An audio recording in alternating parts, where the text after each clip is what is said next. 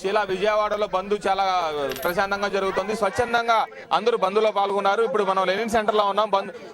వామపక్ష నేతలందరూ కూడా ఈ లెనిన్ సెంటర్ కి ర్యాలీగా తరలి వచ్చారు. మరిన్నోరు గఫూర్ గారు ఉన్నారు. ఇక్కడ గఫూర్ గారిని అడిగి తెలుసుకున్నాం. సార్ చెప్పండి, బంద్ ప్రత్యేక హోదా కోసం నిన్న బంద్ పిలుపునిచ్చారు. అందరూ కూడా ప్రశాంతంగా ఈ బంద్లో పాల్గొన్నారు. ఈ బంద్ వల్ల ఈ కేంద్రానికి ఎటువంటి సంకేతాలు ఇస్తాం? ఇప్పుడు బంద్ వల్ల ఎంత ప్రయోజనం ఉంది అంటే, అందరూ పాల్గొని ప్రజలందరూ కోరిన తర్వాత ప్రభుత్వం ఎక్కడ పోతుందండి ఇవ్వకుండా. ఈరోజు మేము అంటున్నాం, అన్ని పార్టీలు కూడా చంద్రబాబు నాయుడుతో సహా ఈ వీధుల్లోకి రావాల్సినటువంటి అవసరం ఉంది. కేంద్రం తెగతెంపులు చేసుకోవాల్సినటువంటి అవసరం ఉంది. ఆ రకంగా చేయకపోతే చరిత్ర క్షమించదు. మేము ఈరోజు మా బాధ్యత, ఎందుకంటే ఆంధ్ర రాష్ట్రం యొక్క ప్రగతి పట్ల కళ్ళు మూసుకొని కూర్చోలేం. మా పిల్లలకు ఉపాధి అవకాశాలు పెరగాలంటే ప్రత్యేక హోదా రావాలి. పారిశ్రామికీకరణ జరగాలంటే ప్రత్యేక హోదా రాయితీలు తప్ప వేరే లేదు.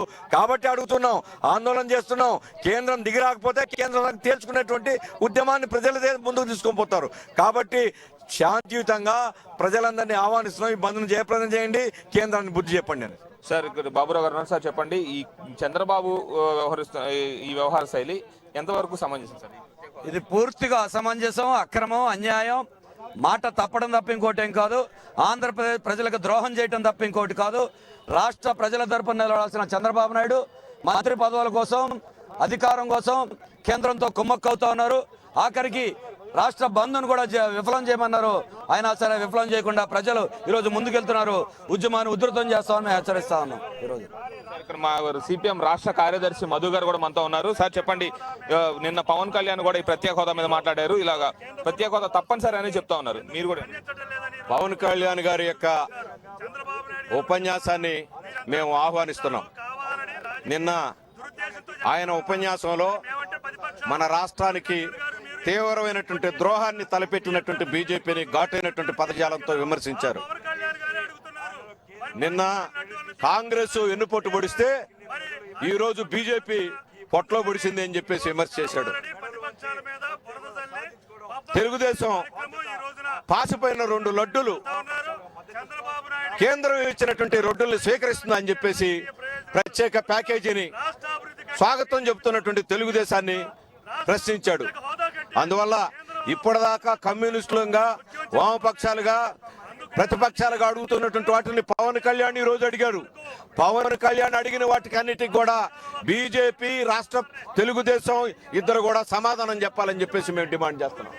వామపక్షాలు ఏమైతే అడగాలనుకున్నాయో నిన్న పవన్ కళ్యాణ్ కూడా అదే అడిగాడని పవన్ కళ్యాణ్ వ్యాఖ్యలు మేము స్వాగతిస్తున్నామని చెప్పేసి అన్నారు. అలాగే ప్రత్యేక హోదా తప్పనిసరిగా ఇచ్చి తీరాల్సిందేనని, కేంద్రం ఎట్టి పరిస్థితుల్లో ప్రత్యేక హోదా విషయంలో కనుక